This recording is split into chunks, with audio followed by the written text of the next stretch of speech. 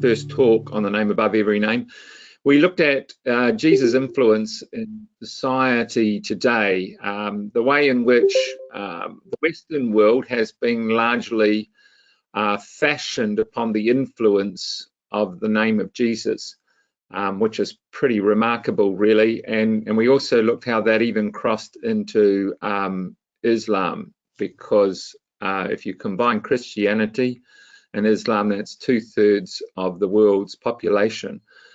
In our next study, we really focused upon this section here in Numbers chapter 6, which is what we're going to be looking at throughout this these next 3 talks. And what we said with this talk was this is a really famous quote that we use a lot at baptisms, which is why I've got my funny little picture of the turtle coming out of the water and having the light shining on his face. We use this a lot in baptism about God's blessing upon the people, and that's true because it was part of the blessings which were given to the children of Aaron. So the priesthood were there to receive the blessing from God and then pass it on. And the word that's often used for that is benediction. So it's often called the holy benediction of Numbers. But whilst we quote these verses, Numbers 24 to 26, we often don't quote verse 27, which is really the key to what this is about, because verse 27 says, "In so pronouncing this blessing upon the children of Israel, you will put my name upon them." And if you ever want to see what is a true treatise of the name of the Lord and what it really means, it's within this blessing.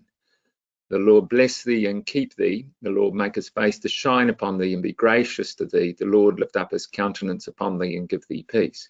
So what we looked at in our last talk, we looked at the first part of this blessing, the Lord bless thee and keep thee.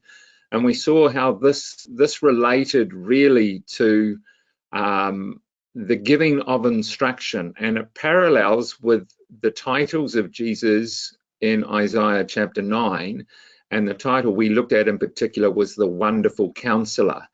So the blessing which came from God was a divine blessing that he poured upon the people, that he gave every available resource that he could give to instruct the people in wisdom. And the word for keep thee is the same word which is used for the law, to hedge about.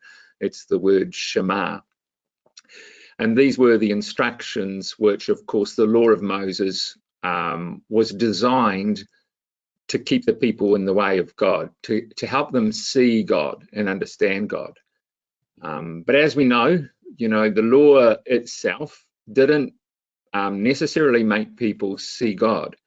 In fact, the keeping of the law itself meant nothing unless people could see beyond the law and see the purpose behind the law, to see the design behind the law, which of course was really summed up in the summary of the whole law, is to love the Lord your God with all your heart and to love your neighbor as yourself.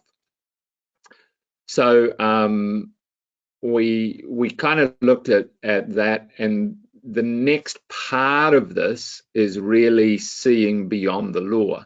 It's seeing the purpose that God has in that first part of the blessing, that they might actually have a relationship with God, that they might make connection. So I think it's an opportune time to give you a little exercise in your bubbles again. So this next phrase, which we're going to be looking at, I believe that the 2 parts of this phrase are actually one, and we'll show you that, but maybe you might find it yourself. The Lord make his face to shine upon thee and be gracious unto thee. So this is one process, that God makes his face to shine upon you and be gracious unto you. So what I'd like you to do in your bubbles now is think about this for a moment when this was written. So this was written, of course, or it was first pronounced by Aaron and his sons upon the children of Israel during the time of the wilderness wanderings in Israel. Now, Israel knew what was meant in this part of the verse because they had seen it happen before. So I want you to, in your groups, in your bubbles, have a look at this phrase, the Lord make his face to shine upon thee. See if you can find where in the Bible, particularly in the Old Testament, there's direct reference to that same phrase. What events can you find? And then you can actually, perhaps when you find them, you could turn on your mic and say, or maybe put it in the speech bubble. So your time to do this starts now.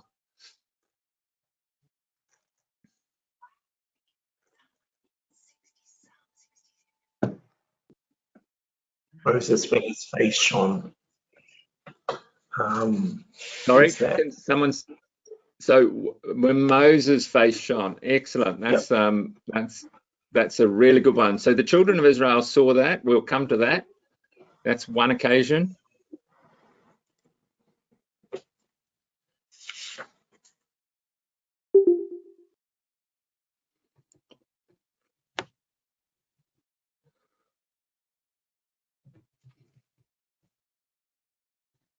Anybody else see where the... My margin, sorry? Genesis 43, Joseph saying, God be gracious to you, my son. Is that anything to do with what you're talking about? I think so, but it's not the specific one I'm looking at. I think actually it's probably a connection to this.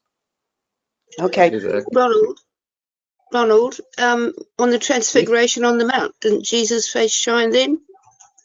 That's an excellent one. So there's a very good one on the Transfiguration on the Mount, and I'm just thinking it was the slide that I was meant to put in, and I've forgotten to put that one in. But that's a really good one on the Mount of Transfiguration.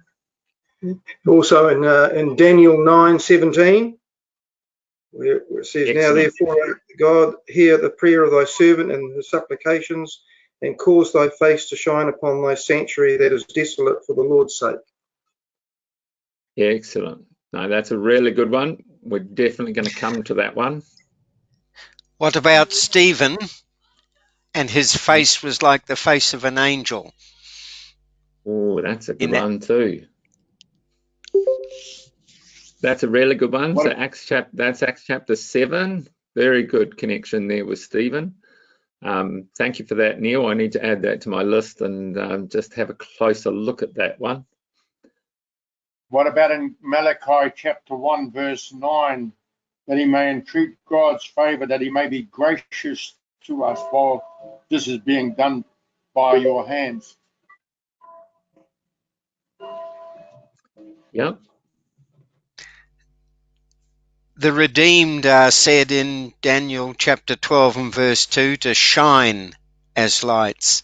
That may not be a close connection, but the redeemed are to shine. Yep, I think it will be a reasonable connection. There's one psalm in particular where 3 times in the psalm, can anyone know where that psalm is? 3 times it mentions God's face shining. Psalm 80.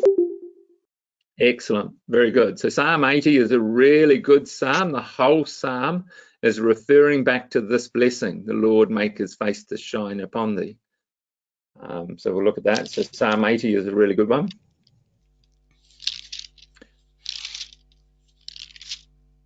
All right, we'll give you another exercise shortly, but that's good. You've done a little bit of searching for yourself.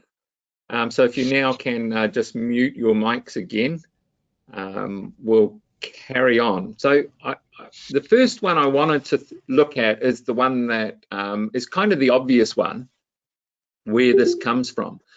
So we know, of course, that the children of Israel witnessed a miracle when Moses went up into the mountain and he entered into the presence of the Lord, and he sought to see God's glory. Now, Moses came down from the mountain and he was unaware that he was completely radiant.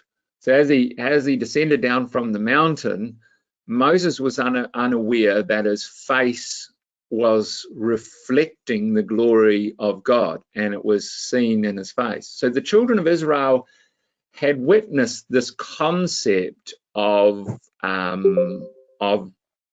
God's light, or his countenance, being seen in the face of somebody else, especially because they had seen it in Moses. So they understood what this meant. This meant when they saw Moses, he went up into the presence of God and returned again, and he reflected God's glory unto them. Now that's a really interesting connection, and there's a lot of New Testament connections into that.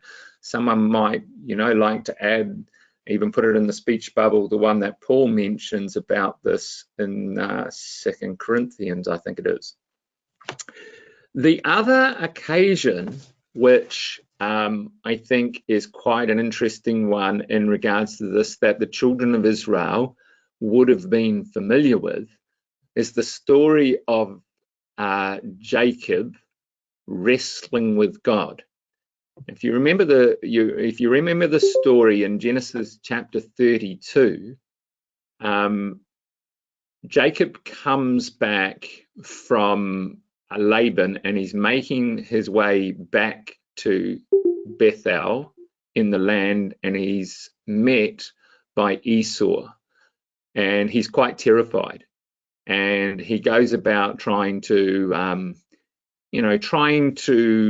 work a way how to confront Esau in his own power and his own strength. He divides his household up, and he puts, like the woman and children at the front, hoping to appeal to Esau's mercy. And then he takes off in the middle of the night, and he crosses over a brook, and he's suddenly confronted with this angel, a man, in the middle of the night. And I wonder whether Jacob thought that on first contact that he was confronting Esau, that somebody was attacked. He was expecting to be attacked, and so he confronted this person and wrestled and wrestled and wrestled with all his strength, with all his might, until he had absolutely nothing left in him. And then at the end of it, the angel just touches his thigh. And it's an incredible picture, because the angel, obviously the thigh is the strongest part of a person's body. It's the biggest muscle. And with a simple touch of his finger, that angel rendered Jacob a cripple, essentially for the rest of his life. And it demonstrated God's supreme power. Jacob then sought a blessing from the angel. And the blessing came in a changing of his name. And the angel said, "Your name shall no longer be called Jacob, but Israel." And there's a lot of discussion on what's really meant by Israel, but and it's quoted again in Malachi, the fact that Jacob had power with God. So this is the idea of God empowering Jacob. And some have suggested it means empowered by God, that his strength always came from God, but Jacob thought it came from him. He spent his life wrestling God because he was, the master of his own salvation. He thought he was in control of his destiny all the time. If you like, he was the one that had the wheel.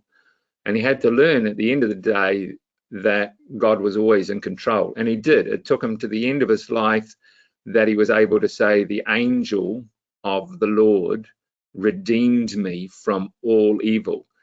but it took a long time for Jacob to comprehend that. And in this title of Israel is the power of God being manifested. And then the next verse says, and the sun rose upon him, and he passed Penuel, limping because of his hip. And so that's Genesis 32 verses 30 and 31. And remember, Jacob named the place Penuel, which means the face of God. For I have seen the face of God, which is part of the blessing of Numbers chapter 6.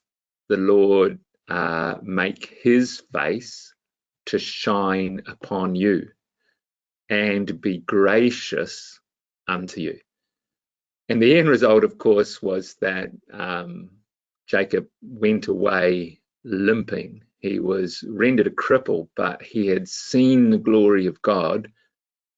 And that little quote which says, and the sun rose upon him. I love that. It's a beautiful connection into the glory of God rising upon Jacob. God's face was seen now in the face of Jacob because he's now been given the title of Israel. So that's one way in which we can see that perhaps Israel, when the children of Aaron pronounced this blessing, they understood this concept of God's face shining upon them because they would have been taught the story of Jacob. They would have learned how he had his name changed and how they became a nation and became known as the nation of Israel. And the nation of Israel was always meant to be the nation on which God's face is shining and reflects. So here's the other one, of course. It's Psalm chapter 80, and another beautiful psalm which over and over again is talking about God's grace and mercy upon the nation of Israel. And 3 times in this psalm, Psalm 80, now let me just grab my Bible.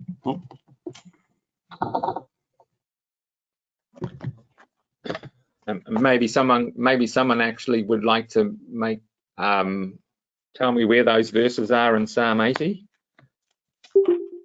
where it says he will cause his face to shine on them. 3, 7, and 19. Thank you. So Psalm 80, verse 3, verse 7, and verse 19, again, all connected back to this blessing of Numbers, where it says, the Lord, let his face shine that you might be saved. And in this whole psalm, it's all about restoring and being saved and receiving the grace of God, which, as I said, it really fits into the story of Jacob because God was restoring him back into the land after being away, as it were, in captivity in the house of Laban. And he's come back to the land, and Jacob ought to have trusted completely in God restoring him. Which brings us to the next time that we see this concept of God's face shining upon the nation of Israel. And this is the one which I think, who mentioned this one? David mentioned it in Daniel chapter 9. This is a really important one because it relates to, again, the time when Daniel is in captivity and he is really concerned for the nation of Israel as to when they will be restored back to their land. And he seeks God's face. And you'll see he's seeking God's grace and favor in particular. So in Daniel chapter 9, it says, so now, our God, listen to the prayer of your servant and to his supplications for your sake, O Lord, let your face shine on the desolate sanctuary.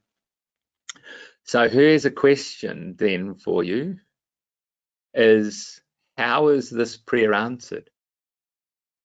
Because it's answered immediately. Anybody want to make a comment on how this prayer is answered? You got the 70 weeks prophecy, which came up straight up, which basically outlined the timings of events future from that, from Daniel chapter 9, which obviously came. Yep. That's true, but there's something which Daniel would have. How does Daniel see an immediate answer to that prayer? What happens that Daniel sees an immediate answer to this prayer? The angel Gabriel. verse 20 and 21. Exactly. Introduce into the record for the first time in the Bible the introduction of Gabriel. Gabriel comes immediately in answer to this specific request of Daniel. Daniel is asking that God might show grace to him, to the nation of Israel, and he's seeking that God might shine upon the nation of Israel. So God answers Daniel by sending Gabriel, and Gabriel's response there in Daniel chapter 9, in verse 21, while I was speaking in prayer, the man Gabriel, who I had seen in the vision at the first time, came to me in swift flight in the time of the morning, in the time of the evening sacrifice. Now, I can't really prove this, but I think that the angel that Jacob wrestled with was Gabriel as well. And because there's a lot of emphasis on Gabriel appearing as a man, and he appears as a response to this specific need of showing grace and causing his face to shine upon people. And I think I had a connection here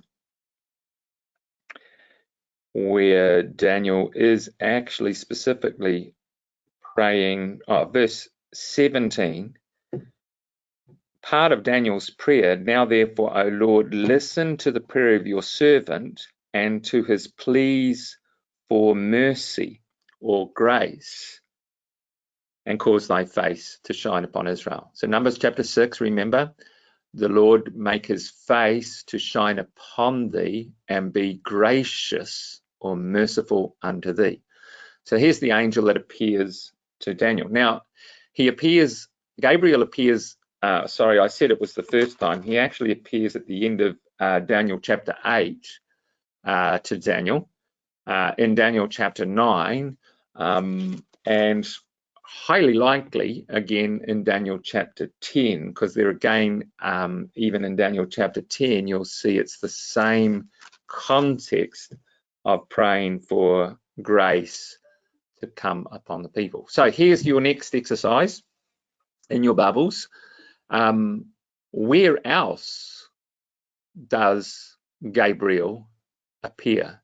Find the occasions, and is there a connection again to Numbers chapter 6 and the blessing, the Lord make his face to shine upon thee and be gracious unto you? Are you referring to the New Testament, or still want to go to the Old Testament? Oh, well, you can branch out as far as you like, Cole. Okay. Yeah. Well, basically, you got Zechariah in the temple, the Gabriel there, and of course 6 months later, appears to Mary. Yes. Which is interesting, because basically you got the same angel giving the 70-week prophecy, and then there to fulfill it. Very good. Okay, so anybody else see any connection to that's right, by the way, Colin. Gabriel only appears or is only named specifically 4 times in the biblical record. He is named in Daniel 8, 9, and twice in the record of Luke chapter 1 concerning the visitation to Elizabeth and to Mary. Anyone see any connections to this concept that we've been looking at with Daniel, that Gabriel appears in direct response to the request to let his face shine upon the nation and the people and to be gracious unto them? Anyone see any connection with that to when he appears in the New Testament?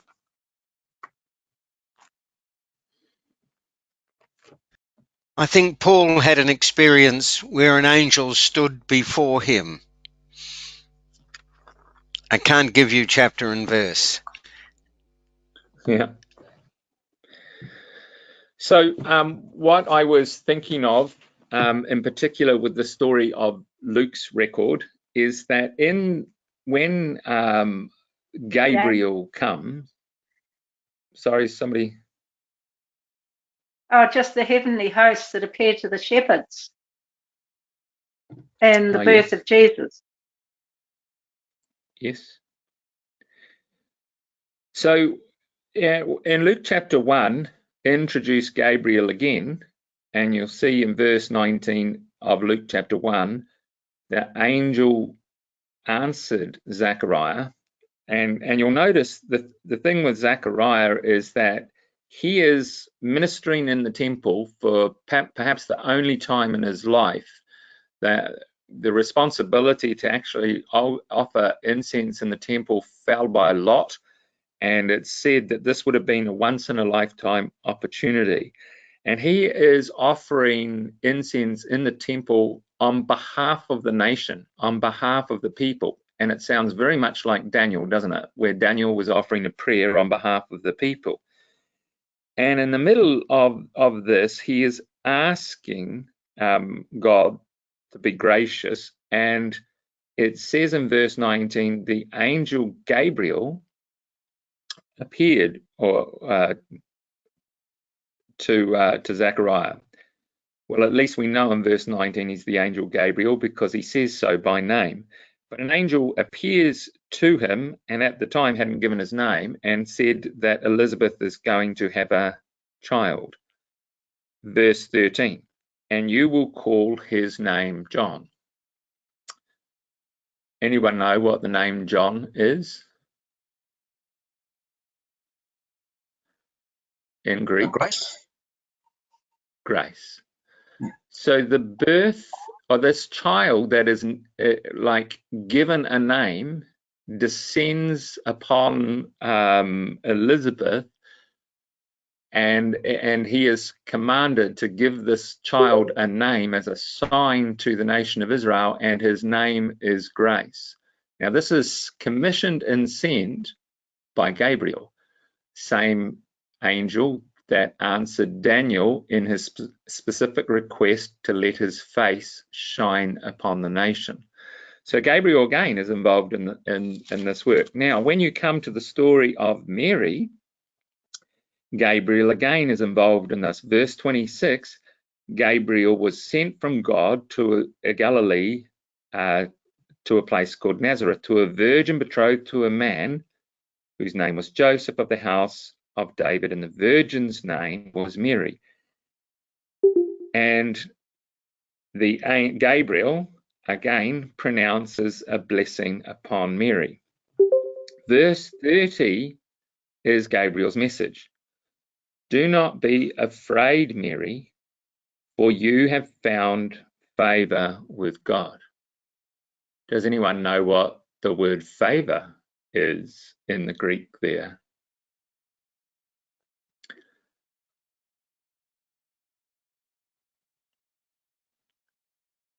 It's the Greek word charis. And I guess if the Prin's are online, they will be able to tell you what the name Charis means.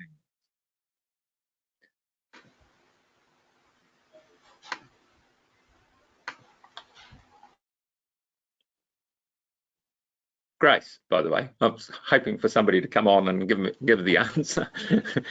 But so it's the very word that's used for the word in the New Testament for grace. So here you've got, you know, Gabriel appearing, and it's in direct response to a blessing upon the nation, which was in the form of John the Baptist, who would bring about a reformation, and his name is grace, and in relation to the birth of Jesus. So you'll see that Gabriel was directly involved with these things.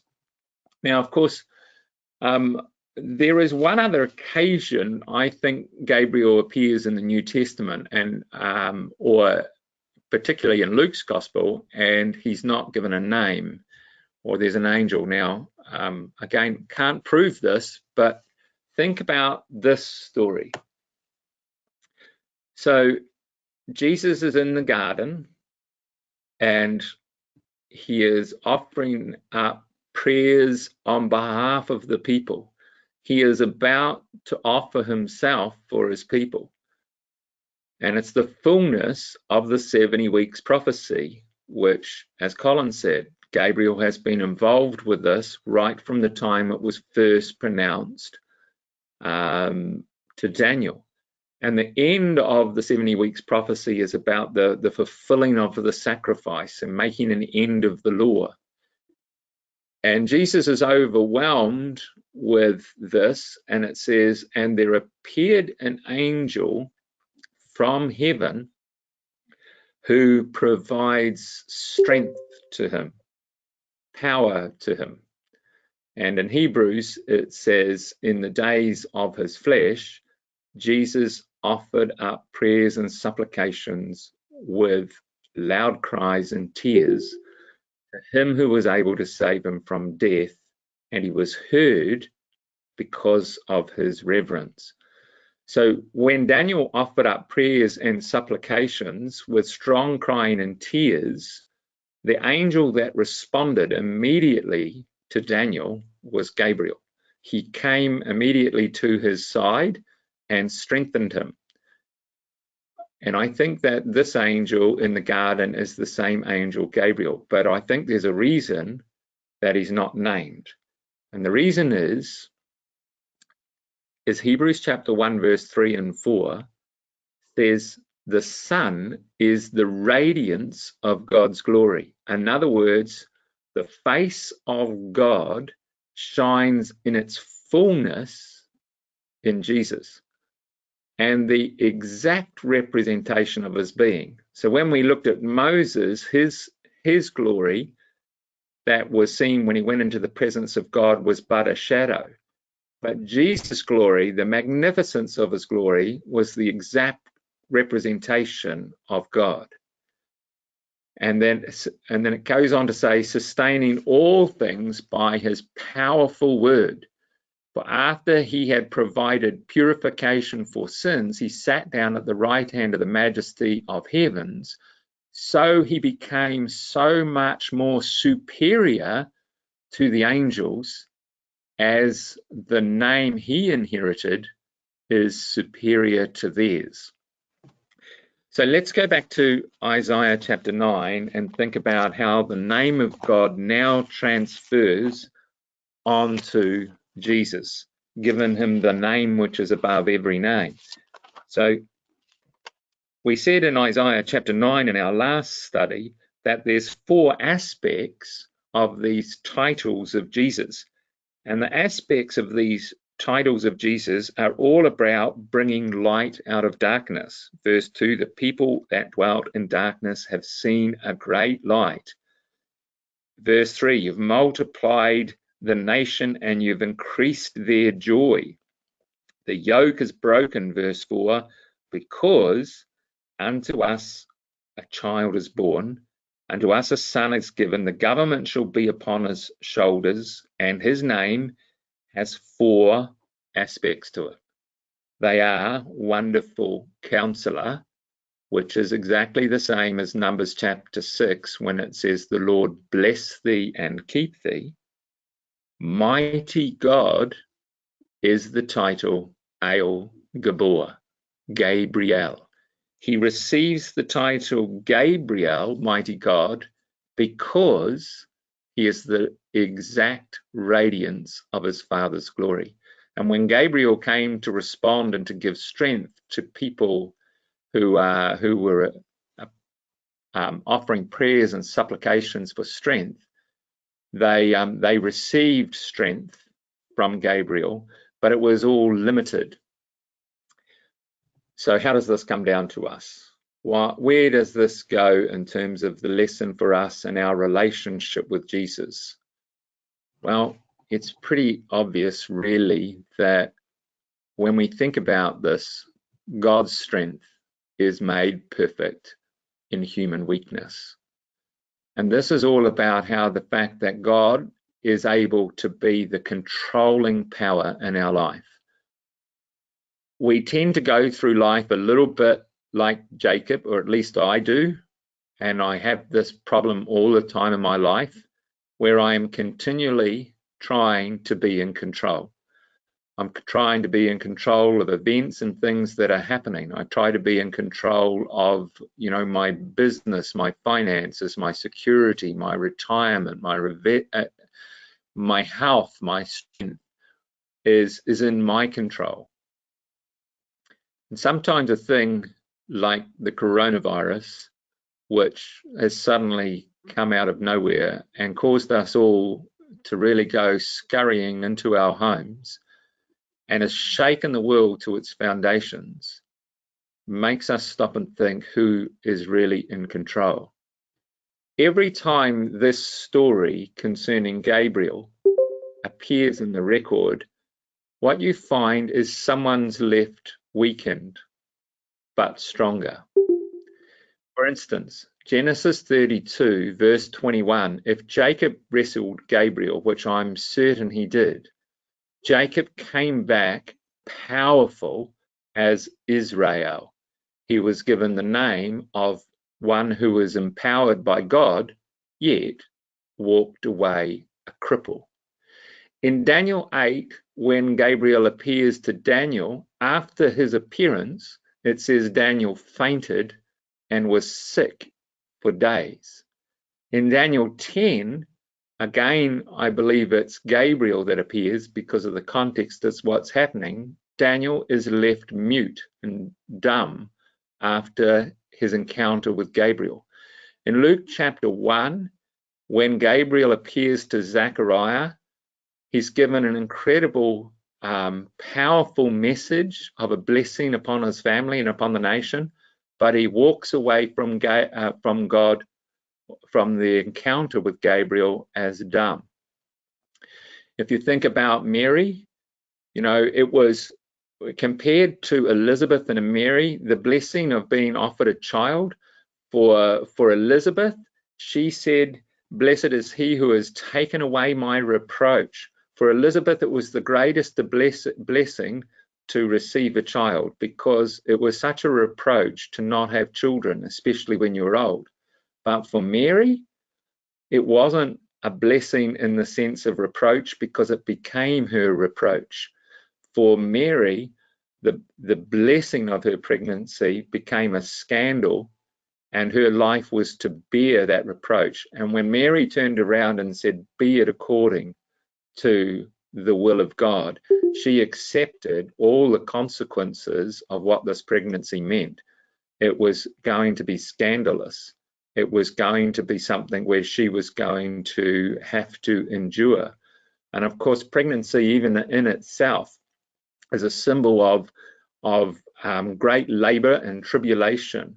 It's a symbol of weakness, if you like, in the sense that the mother bearing the child endures, and as she goes through her term, that enduring becomes more and more difficult, more and more intense, until, of course, she comes through to the point of labor, where it is exceptional, and that and that endurance of suffering and pain and the weakness that she endures is huge. But out of that comes the most incredible blessing of all, is the birth of a child.